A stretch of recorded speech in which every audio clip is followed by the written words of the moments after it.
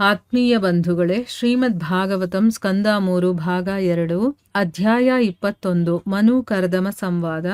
ಇದರಿಂದ 19ನೇ ಶ್ಲೋಕವನ್ನು ತಿಳ್ಕೊಳ್ಳೋಣ. ಶ್ಲೋಕ 19.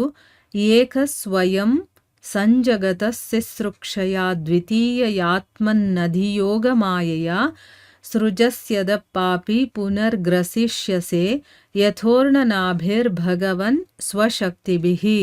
ಅನುವಾದ: ನನ್ನ ಪ್ರಿಯ ಭಗವಂತನೇ, ನೀನೋರ್ವನೇ ವಿಶ್ವಗಳನ್ನು ಸೃಷ್ಟಿ ಮಾಡುವೆ. ಓ ದೇವೋತ್ತಮ ಪುರುಷನೇ, ಈ ವಿಶ್ವಗಳನ್ನು ಸೃಷ್ಟಿಸುವ ಇಚ್ಛೆಯಿಂದ ನೀನು ಅವನ್ನು ಸೃಷ್ಟಿಸುವೆ, ಪಾಲಿಸುವೆ. ಹಾಗೆಯೇ ಒಂದು ಜೇಡರ ಹುಳುವು ತನ್ನದೇ ಆದ ಶಕ್ತಿಯಿಂದ ಒಂದು ಬಲೆಯನ್ನು ರಚಿಸಿ ಪುನಃ ಅದನ್ನು ತಾನೇ ನಾಶ ಮಾಡುವ ಹಾಗೆ ನೀನು ಯೋಗಮಾಯೆ ಎಂಬ ದ್ವಿತೀಯ ಶಕ್ತಿಯ ಹಿಡಿತದಲ್ಲಿರುವ ನಿನ್ನ ಸ್ವಂತ ಶಕ್ತಿಗಳಿಂದಲೇ ಅವನ್ನು ಲಯಗೊಳಿಸುವೆ. ಇದು ಶ್ಲೋಕ ಮತ್ತು ಅದರ ಅನುವಾದ. ಈಗ ಭಾವಾರ್ಥದ ಮೂಲಕ ನಾವು ಇದರ ಅರ್ಥವನ್ನು ತಿಳ್ಕೊಳ್ಳೋದಕ್ಕೆ ಪ್ರಯತ್ನ ಮಾಡೋಣ. ಹೋದ ಭಾಗದಲ್ಲಿ ನಾವೇನು ತಿಳ್ಕೊಂಡ್ವಿ? ಕಾಲಚಕ್ರವನ್ನು ಹೇಗೆ ಅವರು ಒಂದು ಉಪಮಾನವನ್ನು ಕೊಟ್ಟು ಹೇಳಿದ್ದಾರೆ. ಇಲ್ಲಿ 3 ಪಿಂಡಿಕೆ ಇರುವಂತಹ ನಿನ್ನ ಕಾಲಚಕ್ರ ಅವಿನಾಶಿಯಾಗಿರುವ ಬ್ರಹ್ಮದ ಅಚ್ಚಿನ ಸುತ್ತಲೂ ಕೂಡ ತಿರುಗ್ತಾ ಇದೆ. ಅದಕ್ಕೆ 13 ಹಲ್ಲುಗಳಿದೆ, 360 ಸಂದುಗಳಿದೆ, 6 ಅಂಚುಗಳಿದೆ. ಅದರ ಮೇಲೆ ಅಸಂಖ್ಯಾತ ಪತ್ರಗಳನ್ನು ಕೊರೆದಿದ್ದಾರೆ. ಅದರ ಭ್ರಮಣ ಇದೆಯಲ್ಲ, ಅಂದರೆ ಸುತ್ತಾಡೋದು, ಅದು ಸಮಗ್ರ ಸೃಷ್ಟಿಯ ಆಯುಷ್ಯವನ್ನು ಕೂಡ ಕಡಿಮೆ ಮಾಡೋದಾದರೂ ಕೂಡ ಪ್ರಚಂಡ ವೇಗದ ಈ ಚಕ್ರ ಇದೆಯಲ್ಲ, ಇದು ಭಗವದ್ ಭಕ್ತರ ಆಯು ಪ್ರಮಾಣವನ್ನು ಸ್ಪರ್ಶ ಮಾಡೋದಕ್ಕೆ ಆಗೋದಿಲ್ಲ ಅಂತ ಕರ್ದಮ ಮುನಿಗಳು ಹೇಳ್ತಾರೆ ಅನ್ನೋದನ್ನ ತಿಳ್ಕೊಂಡಿದ್ವಿ. ಅಂದರೆ ಯಾರೂ ಕೂಡ ಭಗವಂತನ ಭಕ್ತರನ್ನ ಸ್ಪರ್ಶ ಮಾಡೋದಕ್ಕೆ ಸಾಧ್ಯ ಇಲ್ಲ. ಅಲ್ಲಿ ಭಗವಂತನೇ ಅವರ ರಕ್ಷಣೆಗೆ ನಿಂತಿರ್ತಾನೆ ಅನ್ನೋದು ಕೂಡ ಇದರ ಅರ್ಥ. ಅದಕ್ಕೆ ಭಗವದ್ಗೀತೆಯಲ್ಲಿ ಹೇಳ್ತಾರೆ, ಸರ್ವಧರ್ಮಾನ್ ಪರಿತ್ಯಜ್ಯ ಮಾಮೇಕಂ ಶರಣಂ ವ್ರಜ. ಅಂದರೆ ನನ್ನನ್ನೇ ನಂಬಿ ನನಗೆ ಯಾರು ಶರಣಾಗತಿ ಆಗಿರ್ತಾರೋ, ಎಲ್ಲವನ್ನ ಬಿಟ್ಟು ನನ್ನನ್ನೇ ನಂಬಿಕೊಂಡು ನನಗೆ ಶರಣಾಗಿರ್ತಾರೋ ಅವರ ಒಂದು ಯೋಗಕ್ಷೇಮವನ್ನು ನಾನು ವಹಿಸ್ಕೊಳ್ತೀನಿ, ನಾನು ನೋಡ್ಕೊಳ್ತೀನಿ ಅಂತ ಹೇಳಿದ್ದಾನೆ. ಅದ್ರ ಪ್ರಕಾರನೇ ಭಗವಂತ ಅವರನ್ನ ಯಾರು ಮುಟ್ಟಬಾರದು ಆ ರೀತಿ ನೋಡ್ಕೊಳ್ತಾ ಇರ್ತಾನೆ. ಅಷ್ಟು ಅವರಿಗೆ ಅವನು ಕೇರ್ ಮಾಡ್ತಾನೆ, ಆಯ್ತಾ. ಅದನ್ನ ಇಲ್ಲಿ ಹೇಳ್ತಾರೆ. ಯಾರು ಅಂದರೆ ಆ ಕಾಲನೇ ಸ್ಪರ್ಶ ಮಾಡೋದಕ್ಕಾಗೋದಿಲ್ಲ ಅಂತ ಹೇಳಿದ್ದನ್ನ ತಿಳ್ಕೊಂಡ್ವಿ. ಈಗ ಮುಂದುವರೆದು ಈ ಶ್ಲೋಕದಲ್ಲಿ ಹೇಳ್ತಾರೆ, ನನ್ನ ಪ್ರಿಯ ಭಗವಂತನೇ, ನೀನೊಬ್ನೇ ವಿಶ್ವಗಳನ್ನೆಲ್ಲ ಸೃಷ್ಟಿ ಮಾಡ್ತೀಯ. ಓ ದೇವೋತ್ತಮ ಪರಮಪುರುಷನೇ, ಈ ವಿಶ್ವಗಳನ್ನ ಸೃಷ್ಟಿ ಮಾಡುವಂತಹ ಇಚ್ಛೆಯಿಂದ ನೀನು ಅವನ್ನ ಸೃಷ್ಟಿಸ್ತೀಯ, ಪಾಲಿಸ್ತೀಯ. ಅದೇ ರೀತಿ ಒಂದು ಜೇಡರ ಹುಳು ತನ್ನದೇ ಆದ ಶಕ್ತಿಯಿಂದ ಒಂದು ಬಲೆಯನ್ನು ರಚಿಸಿ ಮತ್ತೆ ಅದನ್ನು ತಾನೇ ನಾಶ ಮಾಡುತ್ತಲ್ಲ, ಹಾಗೇನೆ ನೀನು ಕೂಡ ಯೋಗಮಾಯೆ ಅನ್ನುವಂತಹ ದ್ವಿತೀಯ ಶಕ್ತಿಯ ಹಿಡಿತದಲ್ಲಿರುವಂಥ ನಿನ್ನ ಸ್ವಂತ ಶಕ್ತಿಯಿಂದನೇ ಅದನ್ನು ಲಯಗೊಳಿಸ್ತೀಯ ಅಂತಂದ್ಬಿಟ್ಟು ಇಲ್ಲಿ ಹೇಳ್ತಾ ಇದ್ದಾರೆ. ನೋಡಿದ್ರಾ, ಭಗವಂತನೇ ಎಲ್ಲವನ್ನ ಸೃಷ್ಟಿ ಮಾಡ್ತಾನೆ, ಅವನೇ ಪಾಲನೆ ಮಾಡ್ತಾನೆ, ಕಡೆಗೇನು ಮಾಡ್ತಾನೆ?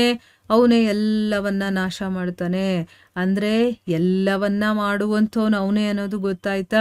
ಅವನ ಒಂದು ಹಿಡಿತದಲ್ಲಿರುವಂತಹ ಆ ಭಗವಂತನ ಸ್ವಂತ ಶಕ್ತಿಗಳೇನಿದೆಯೋ ಅದರಿಂದನೇ ಅವನು ಲಯಗೊಳಿಸ್ತಾನೆ ಅನ್ನೋದನ್ನ ಇಲ್ಲಿ ಹೇಳ್ತಾ ಇದ್ದಾರೆ. ಈಗ ಭಾವಾರ್ಥದಲ್ಲಿ ಗುರುಗಳೇನು ಹೇಳಿದ್ದಾರೆ ಇದ್ರ ಬಗ್ಗೆ ಅಂತ ತಿಳ್ಕೊಳ್ಳೋಣ. ಪ್ರತಿಯೊಂದೂ ಭಗವಂತನೇ ಆಗಿರುತ್ತದೆ ಎಂಬ ನಿರಾಕಾರವಾದಿ ತತ್ವವನ್ನು ಈ ಶ್ಲೋಕದಲ್ಲಿ 2 ಮುಖ್ಯ ಪದಗಳು ನಿರರ್ಥಕಗೊಳಿಸುತ್ತವೆ.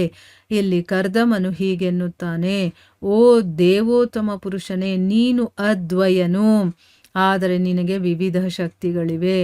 ಜೇಡರ ಹುಳುವಿನ ದೃಷ್ಟಾಂತವೂ ಕೂಡ ಬಹಳ ಮಹತ್ತರವಾದುದು. ಜೇಡರ ಹುಳು ಒಂದು ವೈಯಕ್ತಿಕ ಜೀವಿಯಾಗಿದೆ. ಅದು ಸ್ವಶಕ್ತಿಯಿಂದ ಬಲೆಯನ್ನು ರಚಿಸುತ್ತದೆ, ಅದರ ಮೇಲೆ ಕ್ರೀಡಿಸುತ್ತದೆ ಮತ್ತು ಅದಕ್ಕೆ ಮನಸ್ಸಾದಾಗ ತನ್ನ ಕ್ರೀಡೆಯನ್ನು ಮುಗಿಸಿ ಆ ಬಲೆಯನ್ನು ಹಿಂದಕ್ಕೆ ಸೆಳೆದುಕೊಳ್ಳುತ್ತದೆ. ಜೇಡರ ಹುಳುವಿನ ಜೊಲ್ಲಿನಿಂದ ಆ ಬಲೆಯು ರಚಿತವಾದಾಗ ಆ ಜೇಡರ ಹುಳು ನಿರಾಕಾರವಾಗುವುದಿಲ್ಲ. ಹಾಗೆಯೇ ಭೌತಿಕ ಅಥವಾ ಆಧ್ಯಾತ್ಮಿಕ ಶಕ್ತಿಯಿಂದಾದ ಸೃಷ್ಟಿ ಮತ್ತು ಸ್ಥಿತಿಯು ಸೃಷ್ಟಿಕರ್ತನನ್ನು ನಿರಾಕಾರಗೊಳಿಸುವುದಿಲ್ಲ. ಭಗವಂತನು ಭಾವನಾಪೂರ್ಣನು ಮತ್ತು ಭಕ್ತರ ಪ್ರಾರ್ಥನೆಗಳನ್ನು ಕೇಳಬಲ್ಲನು, ಹಾಗೆಯೇ ಅವರ ಕಾಮನೆಗಳನ್ನು ಈಡೇರಿಸಬಲ್ಲನು ಎಂಬುದನ್ನು ಇಲ್ಲಿ ಪ್ರಾರ್ಥನೆಯೇ ಸೂಚಿಸುತ್ತದೆ. ಆದುದರಿಂದ ಅವನು ಸಚ್ಚಿದಾನಂದ ವಿಗ್ರಹನು, ಶಾಶ್ವತ ಜ್ಞಾನ ಆನಂದ ಸ್ವರೂಪನು.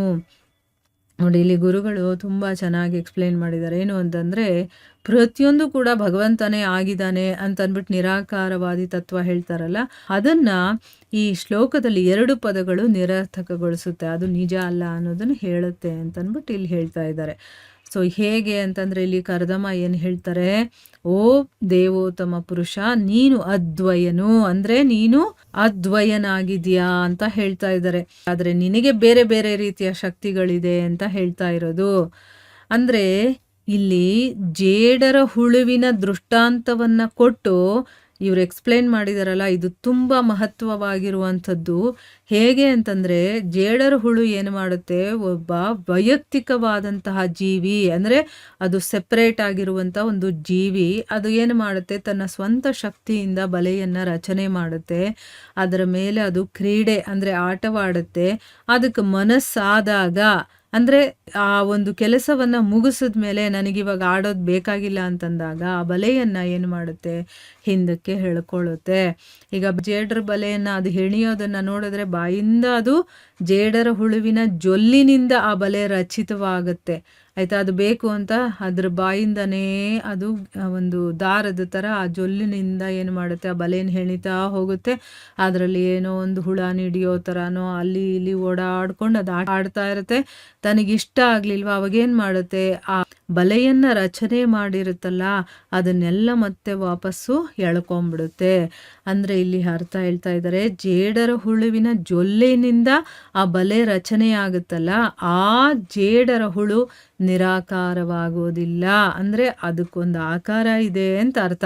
ಅದೇ ರೀತಿ ಭೌತಿಕ ಅಥವಾ ಆಧ್ಯಾತ್ಮಿಕ ಶಕ್ತಿಯಿಂದ ಆಗಿರುವಂಥ ಈ ಸೃಷ್ಟಿಯಾಗಿರ್ಬೋದು, ಸ್ಥಿತಿಯಾಗಿರ್ಬೋದು, ಇದು ಸೃಷ್ಟಿಕರ್ತನನ್ನು ನಿರಾಕಾರಗೊಳಿಸೋದಿಲ್ಲ.